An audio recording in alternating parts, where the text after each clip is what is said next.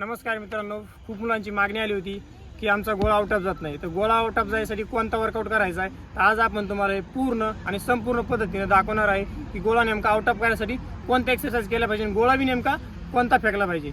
आज आपण तुम्हाला दाखवणार आहे. इकडे येऊ शकता तुम्ही, पाहू शकता आपल्याकडे एक 8 किलोचा गोळा आहे आणि एक 7.5 किलोचा गोळा आहे. त्या दोन्ही गोळ्याने आपल्याला हाईट कशी द्यायची हे आज आपण तुम्हाला व्हिडिओच्या माध्यमातून दाखवणार आहे. चला आपण तुम्हाला आता दाखवूया. ते पाहू शकता हा 8 किलोचा गोळा आहे. आता तुम्हाला काय करायचं आहे, 8 किलोचा गोळा तुम्हाला जागेवर फेकायचा. जागेवर का फेकायचा, तर तुमच्या शोल्डरमध्ये तुम्हाला पॉवर उत्पन्न करायची. ओके, हा गोळा तुम्हाला जागेवर फेकायचा 8 किलोचा. तुम्ही पाहू शकता.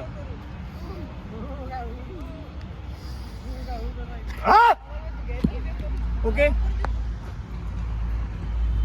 हा गोळा तुम्ही बघितला, मी 8 किलोचा गोळा जागेवर फेकलेला आहे. असेच तुम्हाला 8 किलोच्या गोळ्यानं 8 वेळेस फेकायचा आहे. 8 ते 12 वेळेस फेकायचा आहे. ओके, 8 ते 12 वेळेस फेकणं झाला त्याच्यानंतर 7.5 किलोचा गोळा घ्यायचा. तुम्हाला 7.5च्या गोळ्यानं तुम्हाला काय करायचं आहे, तुमचं जे ॲक्युरेट माप असते, ओके, जे तुमचं पाठीमागं 7 नंबरच्या शूजनं जे माप असते ते माप घ्यायचे तुम्हाला आणि त्याच्यानंतर तुम्हाला हे गोळे फेकायचे. ओके, आता हे गोळा झाला फेकणं. आता आपण तुम्हाला दाखवणार आहे आणखीन गोळ्याच्या काही पद्धत फेकायच्या. तर आपण तुम्हाला रशीवरनं गोळ्याला हाईट कशी द्यायची हे आपण तुम्हाला आणखीन एकदा शिकवणार आहेत. तर आपण थोडासा व्हिडिओ स्किप करूयात आणि समोर जाऊयात.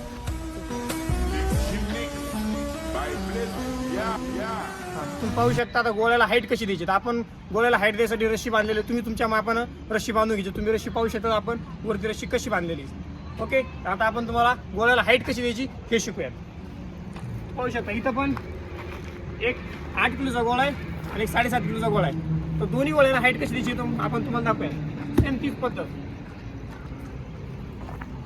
ओके, हा जो 8 किलोचा गोळा आहे तो तुम्हाला जागेवर हाईट द्यायची. ओके, तुम्हाला जागेवर हाईट द्यायची 8 किलोच्या गोळ्यावर. ओके, सेम तुम्हाला ह्या पद्धतीनं 8 किलोच्या गोळ्यानं जागेवर हाईट द्यायची.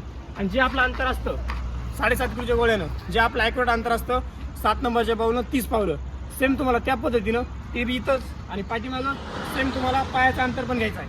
ओके, 7 पाऊल जो तो तुमचा असतोय 7 पाऊल 7 नंबरच्या शूजनं. ओके, तो घेतल्यानंतर तुम्हाला तो गोळा हाईट देऊन फेकायचा आहे.